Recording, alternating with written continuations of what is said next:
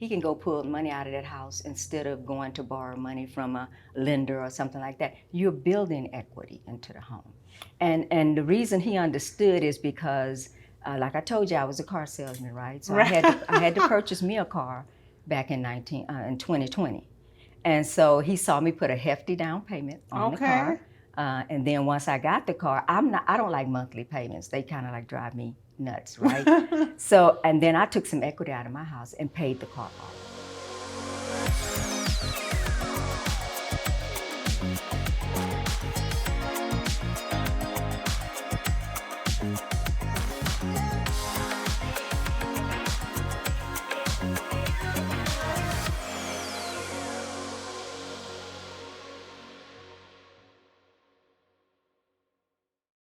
All right. Well, welcome to another podcast with Empowering Women of God. We are hosting a beautiful Miss Althea Morris. She is a financial coach. She is a real estate agent, and she is super passionate about helping young people, especially first-time home buyers, in getting into, financial literacy, education. She is a phenomenal woman who has a wealth of knowledge. And so we're going to dive deep into that today. But before, just a reminder, this podcast is really to inspire, uplift, and encourage women.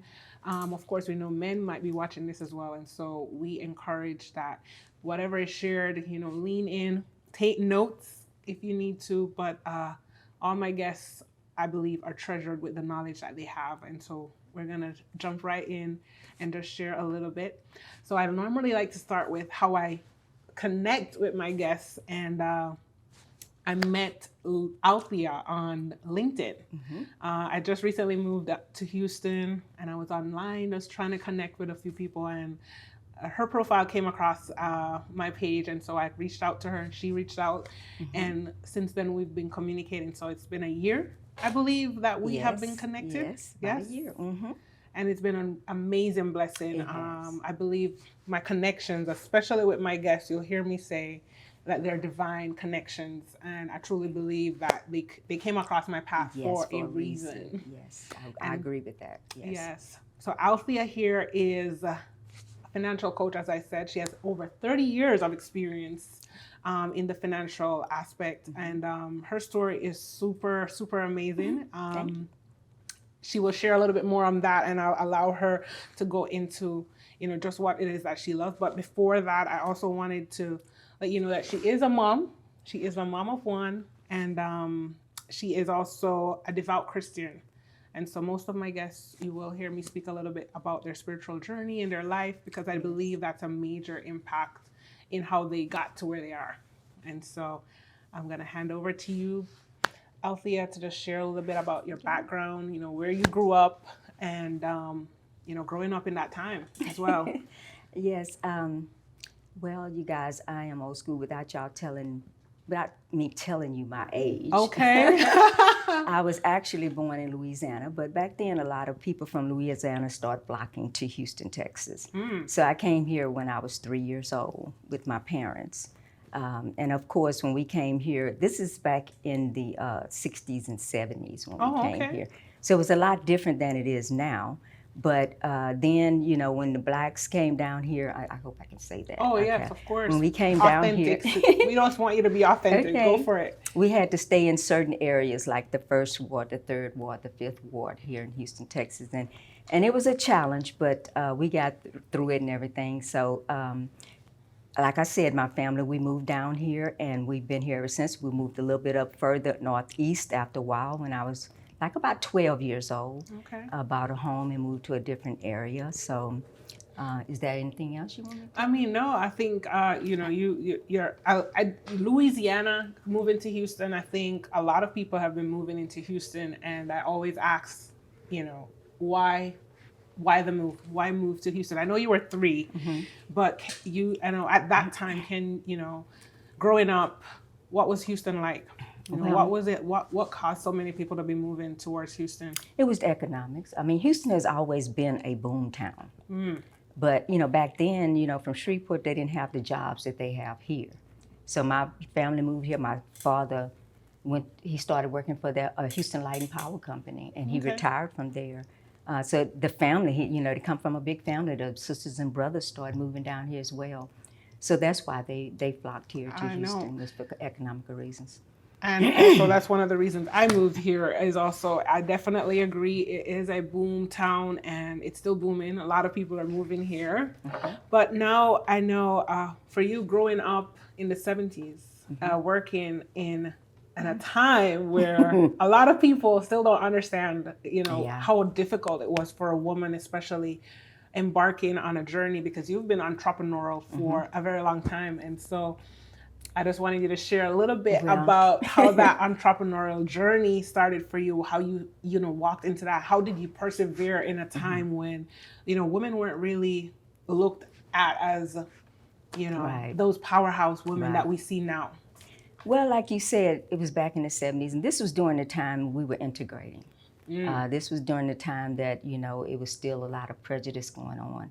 And so, I grew up in an area where they were integrating the schools, and there was a lot of rioting going on, that kind of thing going on. But I've always had a desire. I've always had how should you say, one of these spirits of I want to get out and I want to do my own thing. I want to be an entrepreneur. I've always had that inside me. So when I started looking for jobs, I didn't go to college. I was one of these people that didn't go to college. I had my son when I was 18, and I knew I had to provide for him. So I started going to the big, it was oil and gas was big out here. So that's where we went, and I went in as a secretary. And it was hard for us sometimes, but you'd have to go in there and really get past the interview stage, and then you can get into that. And so after that, it was always, for me, I started my own line of makeup. Makeup was a big thing for me. So back then it was Clinique, and I said, well, I'm gonna start Skinique, What is it called? Skinique, Skinique, okay, yes. I like that.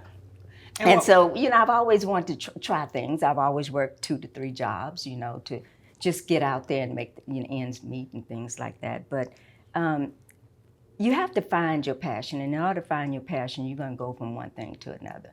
Absolutely. And if that doesn't work, you keep going until you find that niche that's going to work.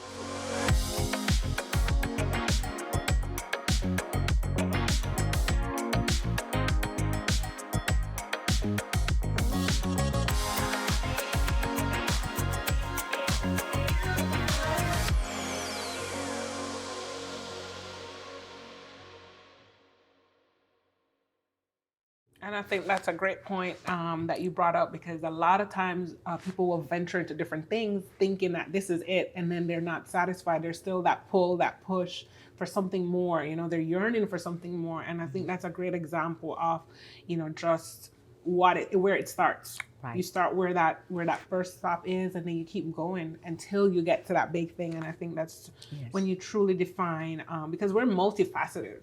There's a lot of things that we can do, and sometimes we try to label ourselves as only one thing and limit the other things that are there. And so I know we'll talk more about that, because you started to evolve. So you worked with the oil company, oil and gas company in Houston.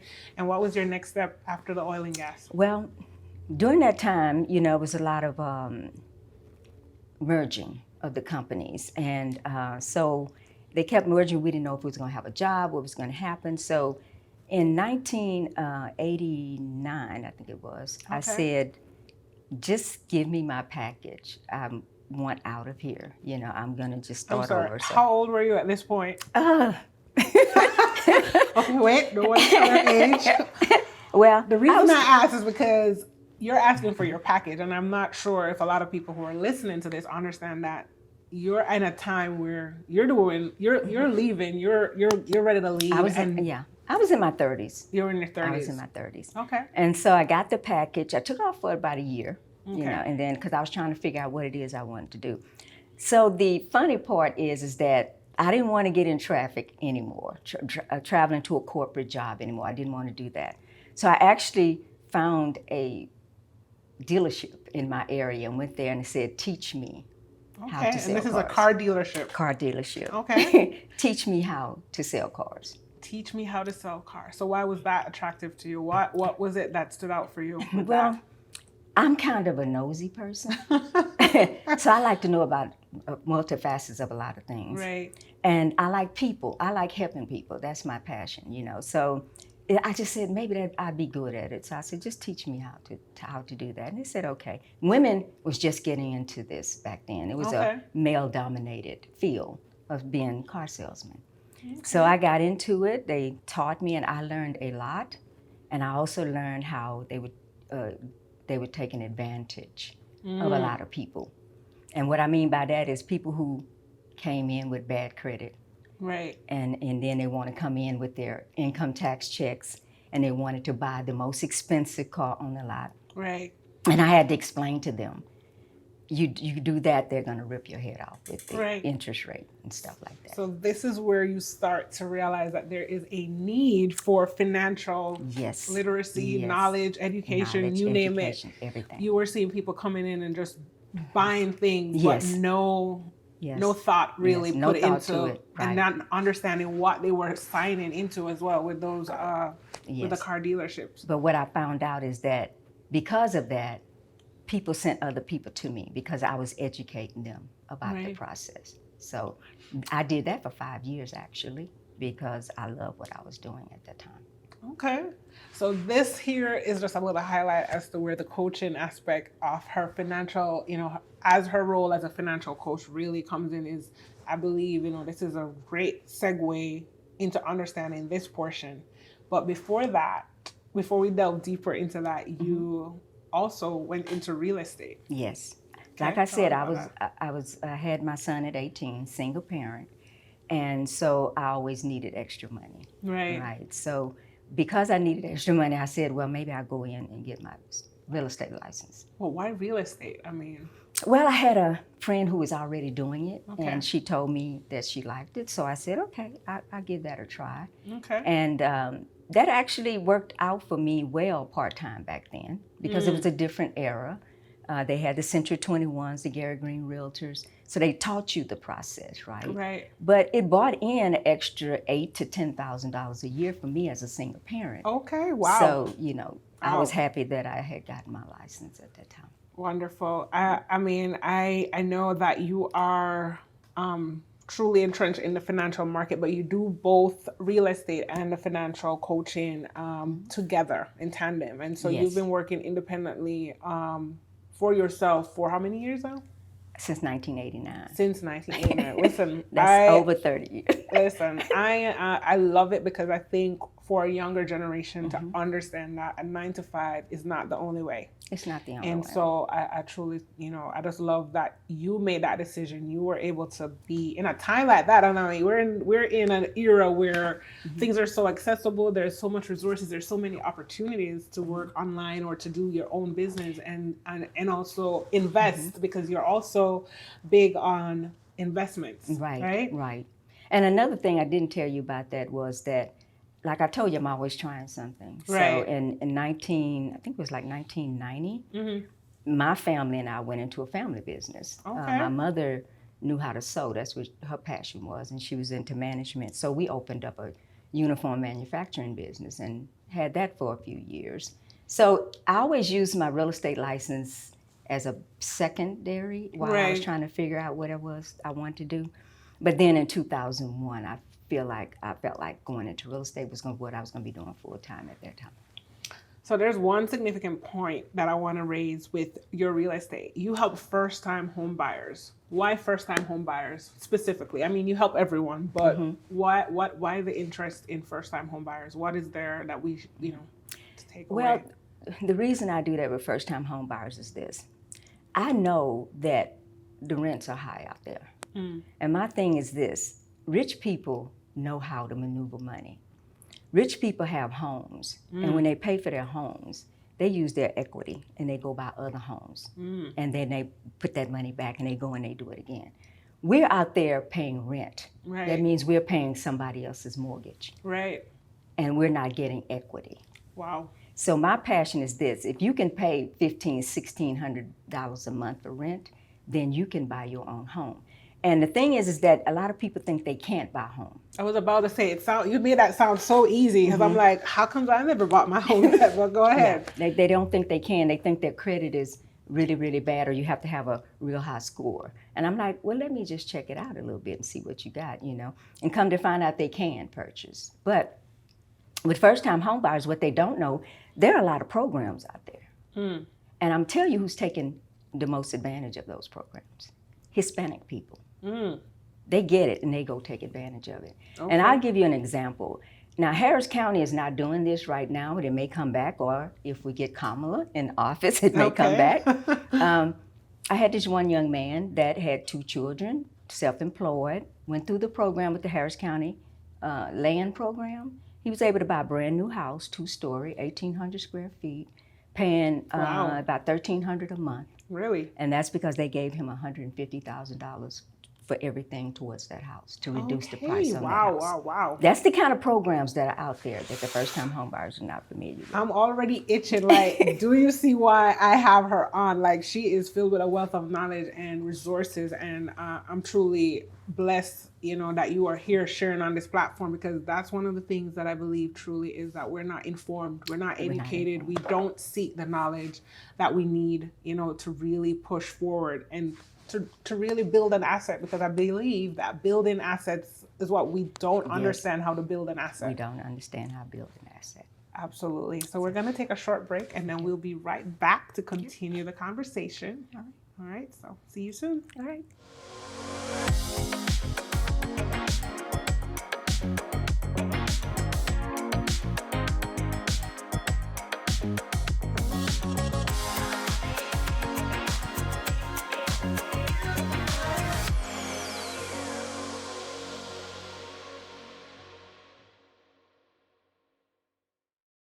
All right, well, welcome back. We are here. We're talking with Althea Morris, our financial coach.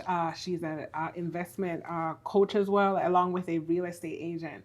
And so we've been talking some really great stuff. I hope that you've been taking notes. We'll definitely share her information in the links below so that you can reach out and connect. She is a good resource for whatever it is. If you're buying a home for the first time, or even if you've bought a home before and you need some financial coaching, she is definitely here for that. And so one of the things that we spoke about was your nephew. Well, actually, my godson. Your godson, my apologies. Yeah, your godson, you spoke about helping him navigate, and he is 21, right? 21. He is 21, and what intrigued me the most was that you told me he was actually in the process of purchasing his first home. Yes, well, I got him in the mindset to purchase his home instead of renting. He's been with me, since he was a baby, and he's lived with me since 2019. So I've been in his ear for a long time. Okay. And so he listens to me. Okay. And he has very good scores. He bought his first car without having to have a co-signer, with his own money and everything like that. At what age did he buy his first car? He was 20. He was 20. And He 1 year was later, turning, yeah. and then 1 year later, you're helping him to buy his first home. Yes. Wow. His first home. And I'm like, take advantage of the fact that you got good scores and everything like that. Go buy your investment property if you, go, use that and then have income coming in to pay for your own personal home, So yes, I think when you start and they listen and they see that it works, they will listen to you, and then they can have a So, a few of my listeners are probably like wondering, how did you get him? I mean, not to take anything away from the youth, but we know that they're not necessarily thinking about, not all a 21-year-old is not necessarily thinking about purchasing a home. They're trying to get settled, finishing college and going into, the field that they believe they're walking in. And then we also have young entrepreneurs. Right. But what was it that really helped you to get through to him? And perhaps you could tell anyone that's listening, a parent or, anyone that's listening. Well, I told him that, he can purchase a home, and when he's purchasing a home, every time he's paying on that home, he's building equity. And if he needs to go and pull money out of that house for any reason, he can go pull money out of that house instead of going to borrow money from a lender or something like that. You're building equity into the home. And the reason he understood is because, like I told you, I was a car salesman, right? So I had to purchase me a car back in 2020. And so he saw me put a hefty down payment on the car. And then once I got the car, I don't like monthly payments. They kind of like drive me nuts, right? So, and then I took some equity out of my house and paid the car off. So he watches what I do as well. So I told him owning a home will help you to build that equity. And I explained that to him to the point where he understands. So equity, for those that are listening, not quite sure, what you mean, by having equity in your home. Could you break it down to someone who might be listening and not quite sure what, the importance of equity? Okay, let's say you bought a house for $200,000. Right. But it appraises for $300,000. Okay. That means that $100,000 equity. The difference between what it appraised for and what you owe on it is your equity. Or if you own a house outright, right, and the house is worth $200,000, then your equity is $200,000. Oh, right. Yeah. So what do you advise people to do with the equity? In terms of investments, any tips, anything that you would want to share? Like they can take some money out, use it, buy a house, fix it up, flip it, take the money, put it back, do it again, flip it. You see what I'm saying? But what a lot of people don't understand is that you have vehicles out there. One is called self-directed IRA, where you can buy a home and put the money in there, take the money, use it again, put it back, and then that way you're not paying capital gain taxes to Uncle Sam off that money. Oh, right. Wow. Well, Althea, listen, you gotta have notes when you're talking to Althea, because she just gives it to you straight. She dishes out all this information, and then you're like, oh my God, I need more. And so I definitely think it's important that you are, what you're doing, especially for younger generation. Yes, and I don't think there's a real market or a focus on the younger generation in terms of that, because imagining them owning a home and paying, as you said, you paid a hefty down payment on your car in 2020. Right. That means you don't have that high monthly payment to make, and I think a lot of people need I can't some imagine help with that. $600-700 a month for a car. I was fussing about $300 a month. No. Yeah, $600 a month is it's a bit much. It's a bit much in my opinion. That's almost, a house note back in the day. So no. So I have another question, not the last question, but your financial independent number. That's something you spoke to me about, the importance of knowing your financial independent number. Could you speak a little bit on that and what that means? It's very important for you to know your financial independent number because of two reasons. Let's say you're a young person and you know that you're not going to retire for another 30 years or something like that, right? Right. Well, we know that inflation is factored in every year, 3%. Correct. So let's say in a few years, 70 or 80,000 gonna spend like 30,000 spends today. Right. If you don't know how much more money you're gonna need when you get ready to retire, you're gonna end up back at work. So if you know your financial independent number is $1.4 million or $2 million, right, then you need to be focusing in on building that number to the point where when you retire, you do not have to go back to work as an older person.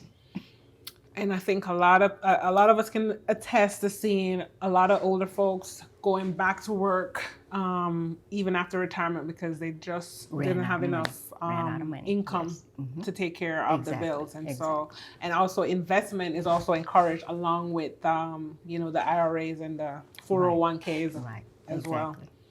Okay, well, I would love for you to just share whatever call to action, whatever message you like for our audience to take away that's important to you. Okay. Well, I know that you're going to give my information at the end of the podcast. Absolutely. On that, I want to let them know that on next Saturday, I am having a How Money Work seminar event. If they would like to come there, it's free, get information. It's going to be fun, games, drawings, things like that. But I would love for them to come. So do you have, so I know perhaps with this recording, this date may have passed for those who are watching, but I do know you do have LinkedIn as one of your social media handles along with Instagram. And so I guess we can find updates on there with future events that you may be having or hosting. Yes. All right. Well, I love to do this as a segment. We're wrapping up our time. It's such an amazing time always talking with you and just sharing your wealth of knowledge. Thank you. And just before we go, I always like to do a little fun segment. All right. And this is our rapid fire question section. I took these questions from the internet, so please, I did not I did not come up with some of these. Okay. But just to get people to know you a little bit more. Okay. What was your weirdest childhood nickname? My dad called me Tila. Tila. Tila. Why that's Tila? Because he didn't want to call. He all gave all of us nicknames. Okay. Mine would happen just to be Tila, and it stuck. So everybody called me Tila. Okay. Here's another question. If you could create a holiday, what would it be called? The holiday would be called "Let's Feed All the Children of the World." All right, I love that. I mean, that's a good one. We should definitely think on that. Okay, if you were going to live on a desert island, but could only take one thing with you, what would it be? Let me repeat that because I said dessert instead of desert. So asking the question again, if you're going to live on a desert island, what would be the only thing? If you could only take one thing, what would it be? That's an interesting question. Very. What's the most essential thing that you think you're going to need on that island? It would have to be one of my loved ones, my son. It would have to be my son. So family is super key. Super key. And then the last question. If you could meet any historical figure, who would it be and why? Living and past. Whoever?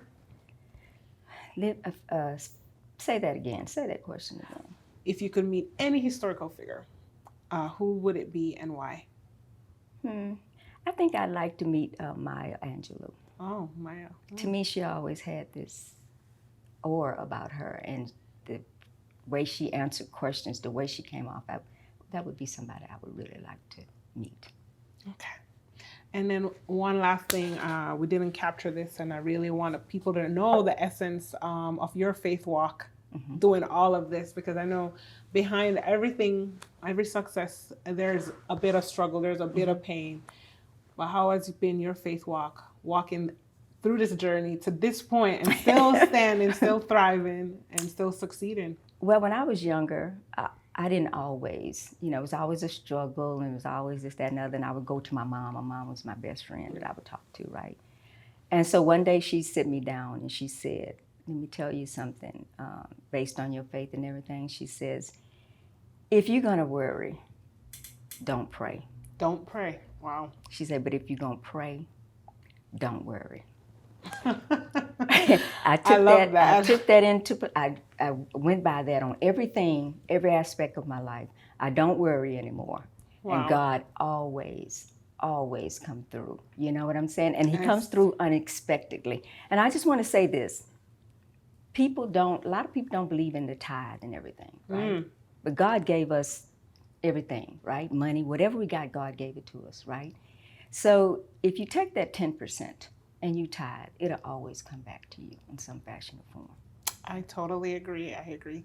Thank you so much, Althea, for being here and just sharing everything that you did today. As I said before, everything pertaining to Althea's social media handles can be seen in the list below. Definitely reach out, connect with her. She's a wealth of knowledge. She is such a patient, kind. She will take you through every single step of anything that you're asking her for, whether it's buying a home or just learning a little bit more about financial matters. She's definitely a wealth of knowledge, and we want to utilize her. So thank you so much again. I appreciate you, Raydeen, for having me. I really, really do appreciate it, and it has been a pleasure. All right. Well, thank you all for watching. Looking forward to our next podcast with our next guest. See you soon.